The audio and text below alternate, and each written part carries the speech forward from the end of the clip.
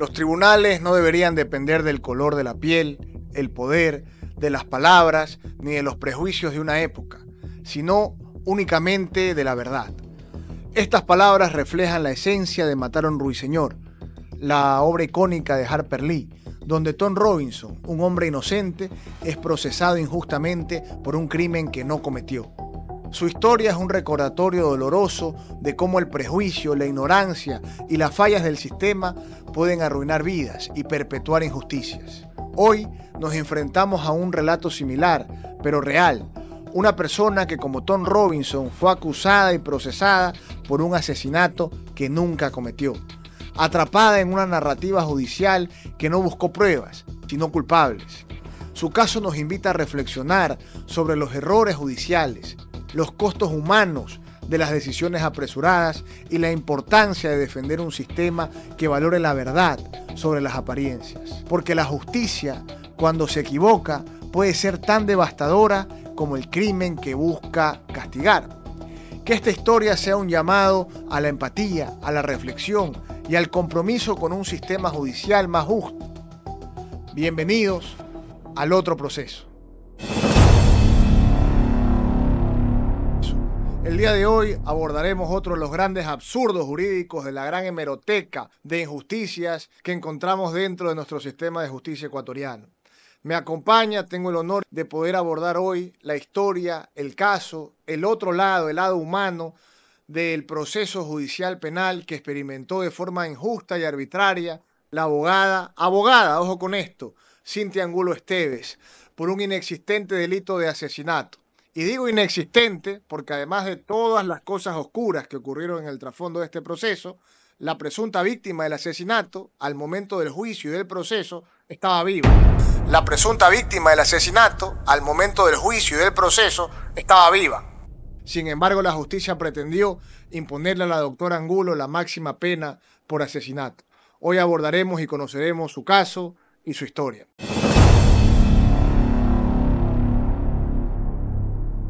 Empecemos por el comienzo, Cynthia, si te parece. Regresemos al día en que empezó todo este calvario, el 27 de junio del año 2020. ¿Dónde estabas? ¿Qué pasó? ¿Cómo te viste inmersa en una situación en la que nunca tuviste nada que ver? Estabas en una dependencia de la Fiscalía haciendo tu trabajo. Así es. En momentos que me retiraba del Cantón Durán, de la Fiscalía, me subí en el carro de mi sobrina. Y en el vehículo de mi sobrina andaba mi hijo de 10 años en ese entonces, mi sobrina y otra sobrinita de 9 añitos.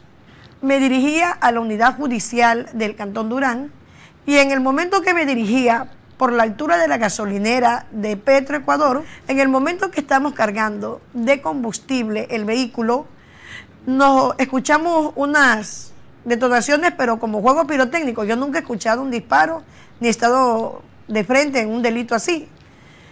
Cuando de repente comenzaron a gritar que mataron al abogado. Yo pensé que a quien habían disparado en ese momento era a uno de los fiscales que trabaja en el Cantón Durán, que es amigo mío. En eso le digo yo a mi sobrina que circunvalen dentro de la gasolinera, ojo, que habían cámaras dentro de la gasolinera y fuera de la gasolinera, e inclusive cámara del ECU 911. Cuando nosotros circunvalamos y nos acercamos a la esquina, nos percatamos que no era mi amigo el fiscal Suárez, sino era un abogado que ahora sé que los nombres de él eran Eduardo Vera Moreno. Y yo personalmente llamé al ECU 911 de mi número, pidiendo ayuda, que mandaran a la policía y que llamaran a las autoridades para que vinieran. Doctor, pasaron 10 minutos, más de 10 minutos, y no venía ningún vehículo y este señor pedía ayuda. Es decir, el abogado estaba vivo. Sí, claro, estaba vivo, consciente. Tú, como público, sin tener nada que ver, llegaste a auxiliarlo y lo llevaste a una clínica. Al hospital del IES del Cantón Durán. Cuando llegamos al hospital del IES, llegó la policía. Y la policía le retiró 2 teléfonos que él tenía en ese entonces. En el un teléfono llamó la señora Mariuxi Vélez, quien trabaja en la Fiscalía, y se presentó vía telefónica como la novia del señor Vera. Posteriormente, ella llegó al hospital del IES y tomó contacto conmigo y con el coronel que estaba. Oh, sorpresa, que luego de yo ayudarlo al señor, me veo vinculada en este proceso. ¿Y cuánto tiempo pasa? ¿Cuántos meses, cuántas semanas pasan hasta que viene la primera convocatoria de fiscalía? Me llama el señor fiscal Harry Francesco Velasco a rendir mi versión de los hechos suscitados el día 27 de junio en la Fiscalía del Cantón Durán, Fiscalía número 4, como sospechosa. Es decir, ¿cuánto tiempo pasa después del hecho del 27 de junio hasta que te llaman a rendir versión como sospechosa? 4 meses, casi 4 meses. Es decir, pasan 4 meses en los que tú sigues con tu vida, tú sigues trabajando, sigues con tus actividades familiares. Así es. Y posteriormente, 4 meses después, te llega una notificación de fiscalía que eres sospechosa del asesinato o la tentativa de asesinato que 4 meses antes habría sufrido. Ayudaste a salvar a la persona. Nunca me llamaron por tentativa de asesinato.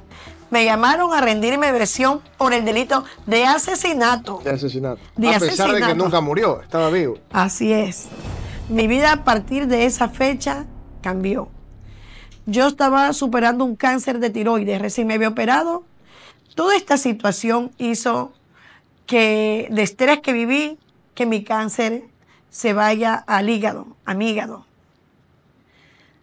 Doctor Vanegas, yo a partir de esa fecha cambió mi vida, la de mis hijos, y el fiscal Harry Velázquez me dijo a mí que llegue a un acuerdo económico con el abogado Vera, que él lo que quería era que yo le diera $10,000 para él poderme dejar a mí afuera de ese proceso.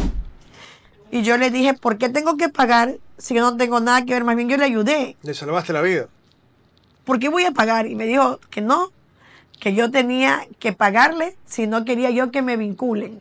Entonces yo le dije que me vinculara, que yo me iba a defender como profesional y que iba a buscar la ayuda de otro colega con la misma experiencia y capacidad que yo tengo y que otros colegas tienen para que me defiendan. Pero a ver, veamos un punto. Entonces tú, en este momento donde aterrizas o desayunas o recibes como un balde de agua fría la noticia de que estás compareciendo a un proceso donde creías que ibas a hacer un testimonio referencial, que en realidad no era así, sino que tú eras la principal sospechosa de esa tentativa de asesinato que se procesó por asesinato, inmediatamente tienes esta reacción de qué es lo que está pasando, te das cuenta que a pesar de haberle dado la mano a esta persona, lo que él quería era aprovecharse de tu buen corazón o de tu bondad para sacarte dinero.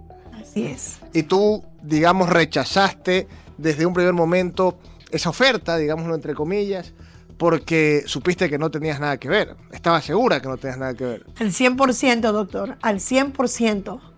Entonces, cuando veo el memorándum que la doctora Yanina le manda al doctor Walter Farías, yo me percato y le saco copia, porque eso se llama en nuestra conocimiento como abogados tráfico de influencia, porque si existe un sorteo que se hace por la noticia del delito, ella no puede pedirle con un memo al fiscal que se inhiba de conocer y que le pase al doctor Harry Francesco Velasco.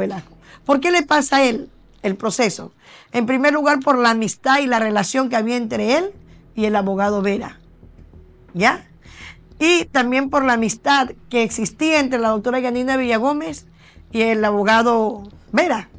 Porque, es decir, era además de una persona que te quería extorsionar con dinero, era todo un sistema que había de algún modo, se había de algún modo configurado para hacerte daño.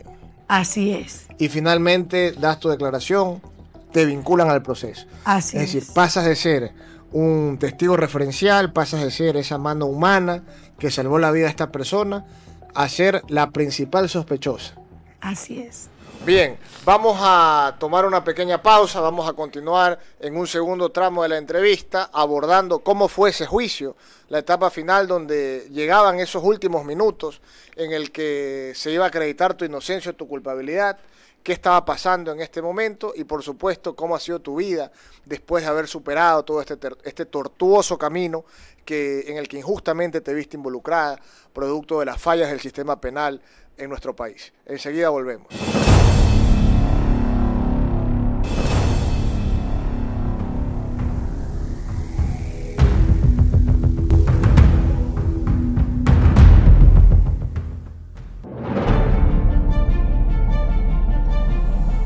Desde la nueva república es necesario, imprescindible, el comentario de este editorial relacionado con el caos que vive la República del Ecuador. ¿Motivado por qué? Por los desaciertos que provienen desde la función ejecutiva. El señor presidente no es abogado, pero debe tener asesores. ¿Y por qué hablo de un caos institucional que tiene repercusiones muy severas? Ecuador es el país en América Latina que tiene la menor inversión en el año 2024, en mucho motivado por la falta de seguridad jurídica. ¿Qué ocurre en el Ecuador de hoy, de enero del 2025? Existe una vicepresidenta que ha sido virtualmente desterrada del suelo patrio hoy a Turquía por desavenencias personalísimas del señor presidente con quien fue su binomio. Nadie lo obligó, señor presidente, a escoger a la señora Verónica Abad como su binomio. Usted decidió escogerla. Y como hoy no le es conveniente, decide desterrarla. Pésima imagen al interior y al exterior del país. Por eso hablé de falta incluso de inversión, porque no hay seguridad jurídica en el Ecuador de hoy, del año 2025. El señor presidente está en campaña electoral donde, por un lado, el uso de recursos públicos en su momento con una Contraloría eficiente, imparcial y objetiva debe determinar una auditoría. ¿Por qué? Por un probable o presunto abuso de dinero público para hacer campaña electoral. Aquí no interesa si usted renuncia o no a su remuneración, pero usted no puede utilizar los recursos públicos para promocionar su candidatura. Y esto decide nombrar mediante decretos presidenciales vicepresidentas. Una señora o señorita se enfermó, la señora Yeliver la van a encargar por 3 días y 3 noches la vicepresidencia. Eso es un contrasentido, es inconstitucional, es ilegal. No tiene competencia, señor presidente, usted para designar vicepresidenta mediante decreto. Hay un procedimiento reglado y le correspondería, cuando fuese el caso, a la Asamblea Nacional. Pero, por otra parte, ¿qué ocurre con los organismos de control? Hay un Consejo Nacional Electoral, un Tribunal Contencioso Electoral que, no sé, por conveniencia, por interés, por afecto, desafecto, por lo que fuese, no actúan, siendo las autoridades de control electoral. Y la Corte Constitucional, a la que empieza a reclamársele por su inacción, ha dicho que no puede de oficio actuar, pero ya hay requerimientos para que también la Corte llegue incluso a calificar en su momento la inconstitucionalidad de aquellos decretos mediante los cuales, en un acto de ejercicio abusivo del derecho y de sus propias razones, se está creando el cargo de una vicepresidenta encargada. Ese cargo no existe y además hay una vicepresidenta a quien le correspondería, más allá del afecto o desafecto que usted tenga con la señora Abad. Y es muy posible que la señora Abad en el país tenga más desafecto que afecto, pero ella le corresponde ejercer transitoriamente el cargo de vicepresidenta, donde por respeto al Estado de Derecho, a la ética en el ejercicio del poder, asumimos que no va a cometer más desastres de los que ya se conocen. Pero, ¿y qué ocurre con esto? ¿Qué pasa en el futuro próximo e inmediato? El señor presidente está dando suficientes razones para que una Asamblea Nacional en su momento lo llame a juicio político. Y un juicio político está dando razones más que suficientes, incluso para ser destituido del cargo. O sea, qué pésimos precedentes en el Ecuador de hoy, qué pésima asesoría para el presidente y, en definitiva, el Ecuador sigue inmerso en este caos institucional que deviene fundamentalmente por una mala decisión desde el Ejecutivo y hasta el momento la inacción de las autoridades de control. Y en su momento, al corresponderle a la Corte Constitucional, el máximo órgano de control constitucional tendrá que pronunciarse como corresponde.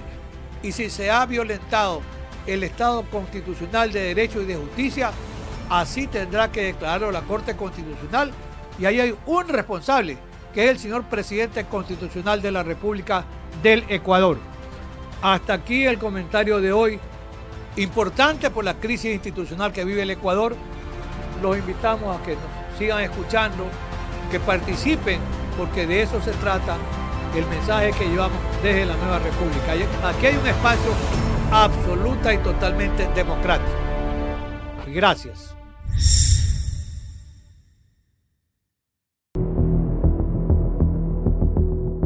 Nunca me llamaron por tentativa de asesinato.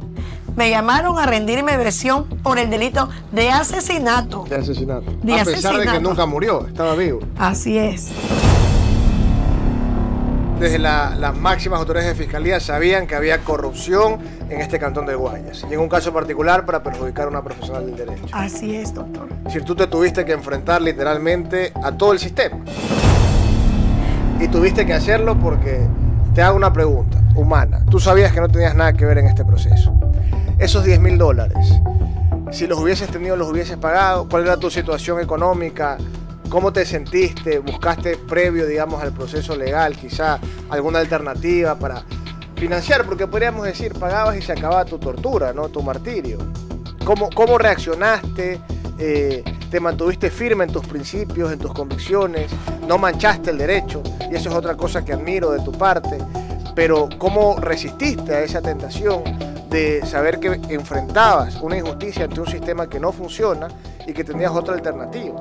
Yo le comenté todo lo que pasaba, doctor. Yo no tenía por qué pagar a nadie ni $1, ni doblegarme a la violación que había constitucional en contra mía. Porque si yo lo permitía, doctor, estaba faltando a mis principios y a mis valores. Y estaba dándole la razón a alguien que no la tenía y que no la merecía. Y es así que como profesional del derecho lo viví.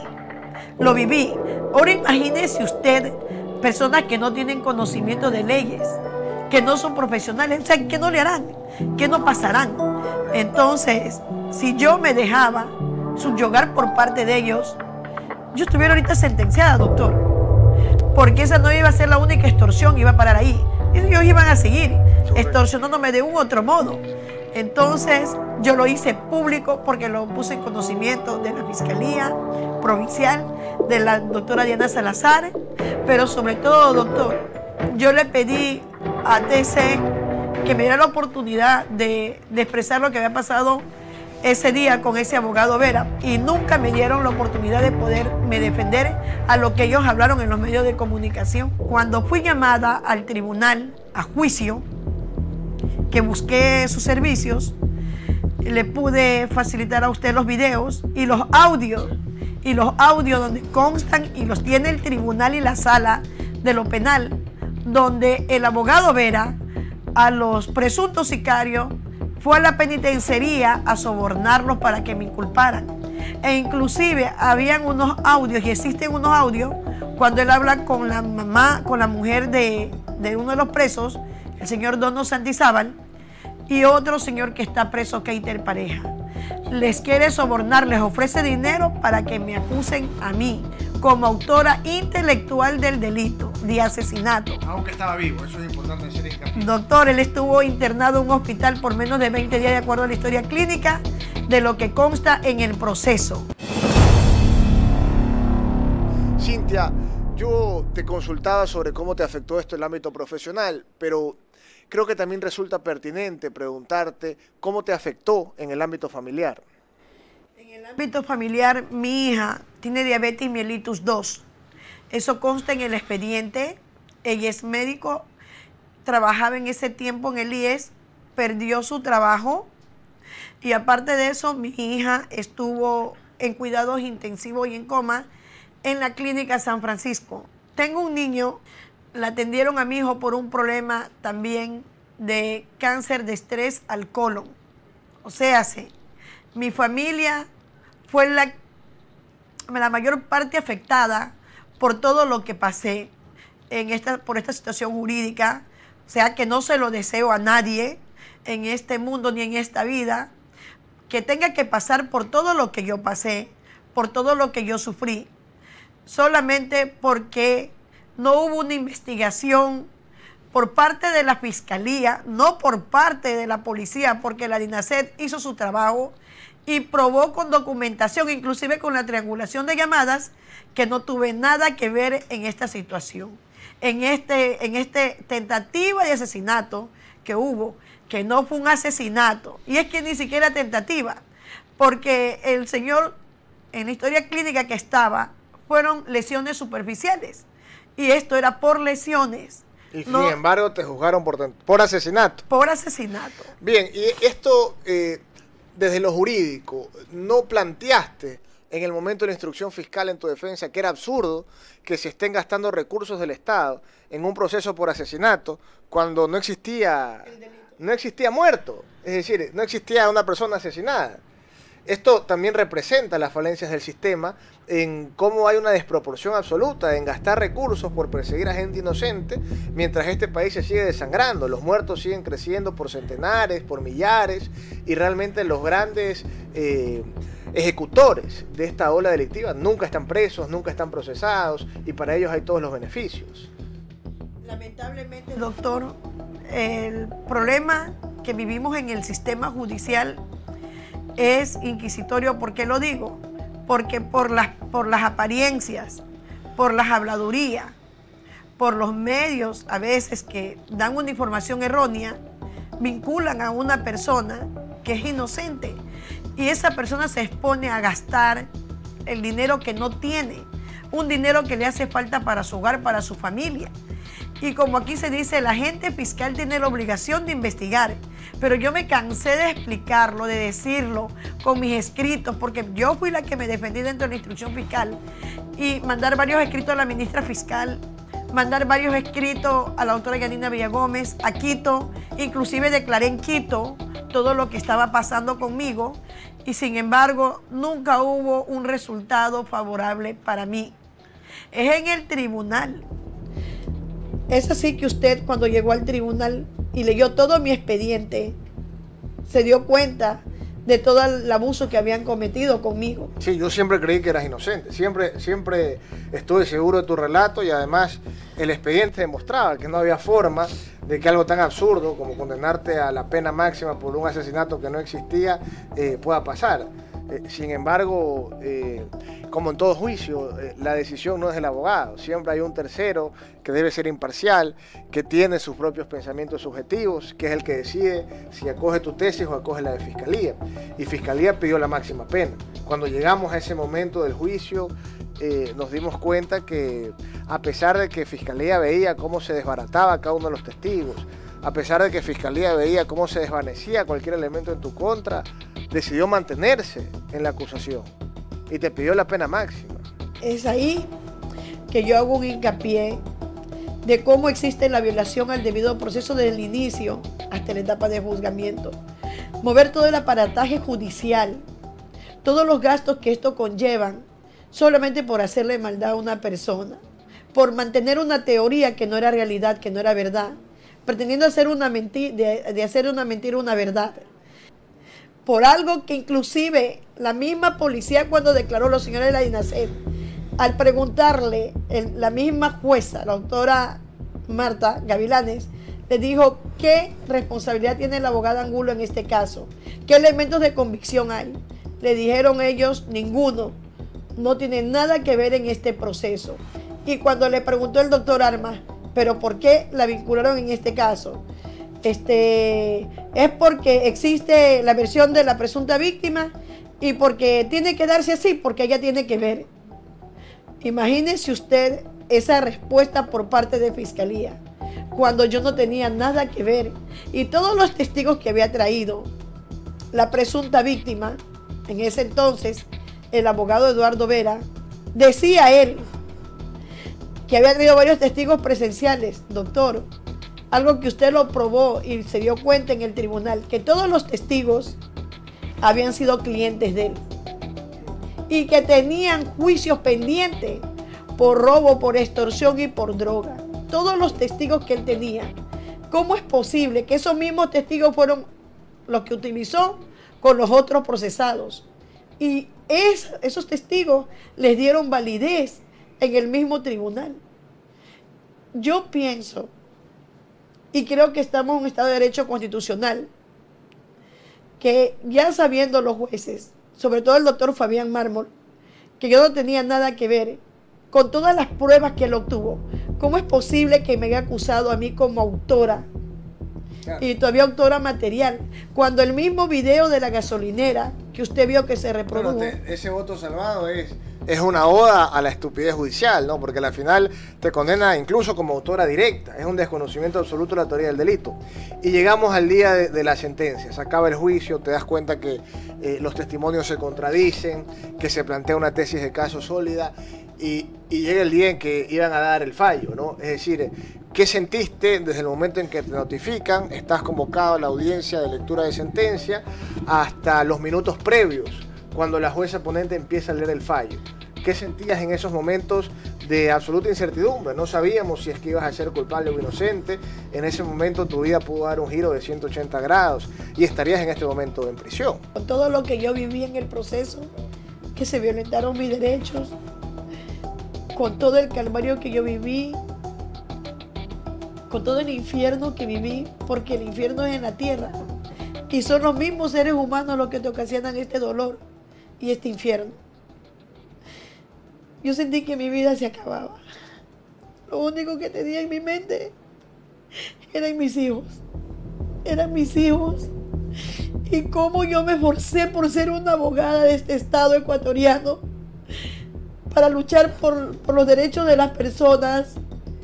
Yo siempre mantuve mi fe, primeramente en Dios, y pensé, dije, Señor, a ti te entrego mi vida, te entrego mis hijos, pero yo sé que tú vas a hacer que todo salga bien, porque sabes, Señor, yo no tengo nada que ocultarte, y yo lo hice, Padre, por salvar una vida, porque para mí, hasta la vida de un animal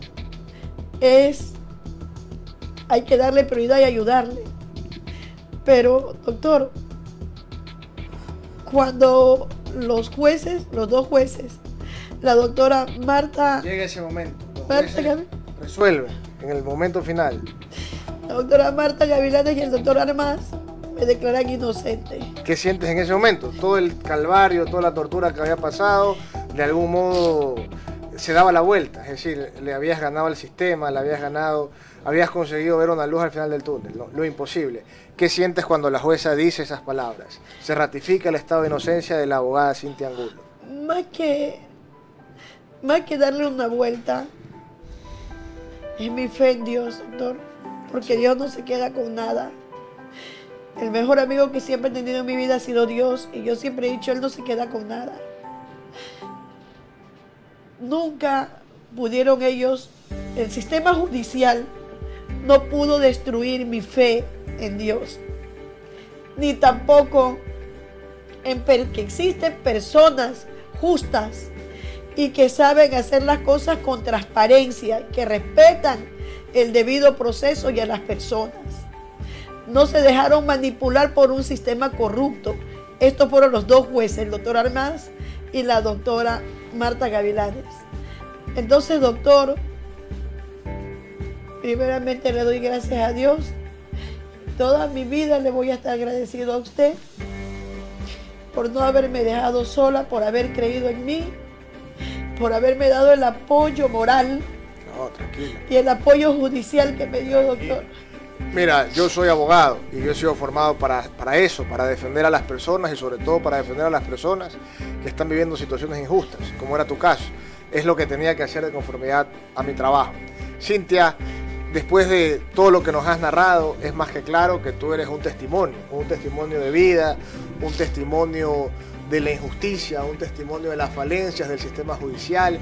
Y ya para cerrar este último tramo de la entrevista, quisiera preguntarte, yo sé que tu fe te ha mantenido inquebrantable, pero cuando se acabó todo este tortuoso proceso, ya incluso está ratificada esa sentencia en apelación, eso pasó este año, cuando se acabó todo este tortuoso proceso, ¿cómo pudiste renacer en tu vida, volver a tu vida?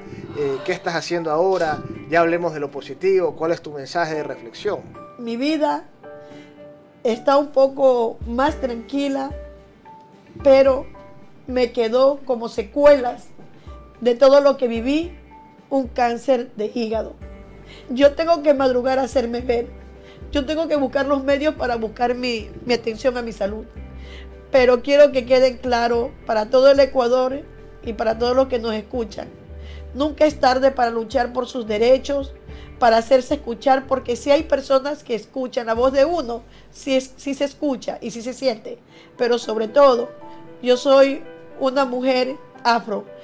Soy de Esmeraldas, vengo de un cantón llamado Viche y he luchado para salir adelante y sigo luchando para salir adelante, aunque no es fácil, porque todavía existe discriminación y trato despectivo por etnia, por raza, por color, pero sobre todo no respetan ni lo escuchan a uno cuando uno es inocente.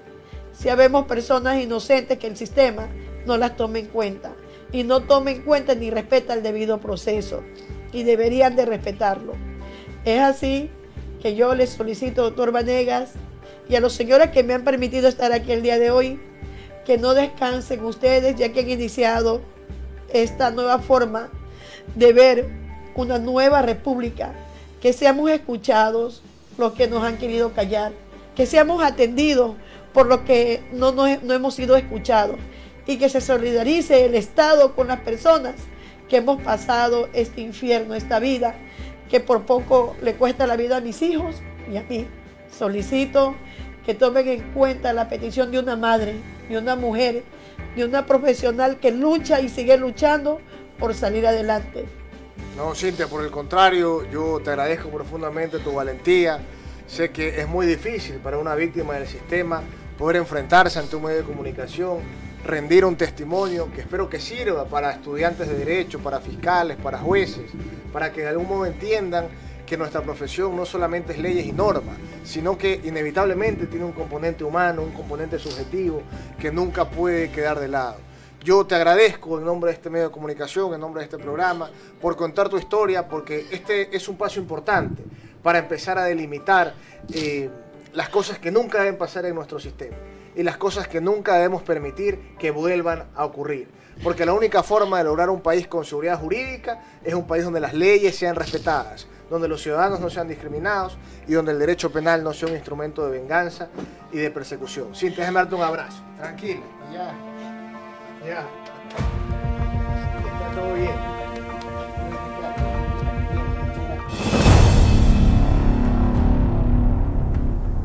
La prisión preventiva, concebida como una medida cautelar para garantizar la correcta administración de justicia, ha degenerado en muchos casos en un mecanismo de adelantamiento de la pena. Este uso distorsionado no solo vulnera el principio de presunción de inocencia, sino que pone en entredicho los fundamentos del Estado constitucional de derecho. Originalmente, la prisión preventiva tiene un carácter excepcional. Su finalidad es evitar el riesgo de la fuga, la obstrucción de la justicia o la comisión de nuevos delitos. Sin embargo, en la práctica, en Ecuador, su aplicación desmedida y arbitraria transforma esta medida cautelar en una condena anticipada, castigando a personas que aún no han sido declaradas culpables. Esto no solo afecta gravemente los derechos fundamentales del imputado, sino que desvirtúa el propósito de la justicia penal, que debe buscar la verdad y no ceder ante presiones mediáticas o sociales.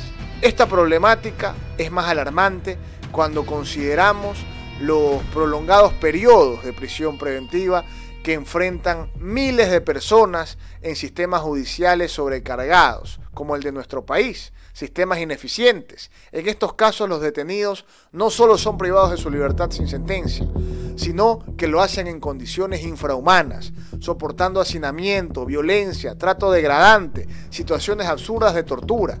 El sistema penal no solo les niega el beneficio de la duda, sino que los somete a un castigo que no deberían estar enfrentando. Además, el abuso de la prisión preventiva perpetúa la desigualdad en el acceso a la justicia. Aquellos con recursos económicos y acceso a una defensa adecuada tienen más posibilidades de evitar esta medida, mientras que los más vulnerables quedan atrapados en un sistema que parece diseñado para castigarlos antes de tiempo. Para revertir esta situación es esencial recordar que la prisión preventiva no puede ser la regla, sino la excepción. Los jueces deben ser rigurosos en evaluar su necesidad y su proporcionalidad, aplicándola únicamente cuando sea estrictamente indispensable. Además, es imperativo desarrollar alternativas cautelares menos lesivas, como el monitoreo electrónico o las medidas restrictivas de movimiento, que permitan garantizar la justicia sin sacrificar los derechos fundamentales. La prisión preventiva, como adelanto de la pena, no solo es jurídicamente inaceptable, sino que moralmente es insostenible. Es un recordatorio de que la justicia no puede ni debe ceder ante la presión mediática o la opinión pública, porque su deber es proteger los derechos de todos, incluso de quienes son acusados. Soy el doctor Héctor Gabriel Vanegas y les agradezco por ser parte del otro proceso.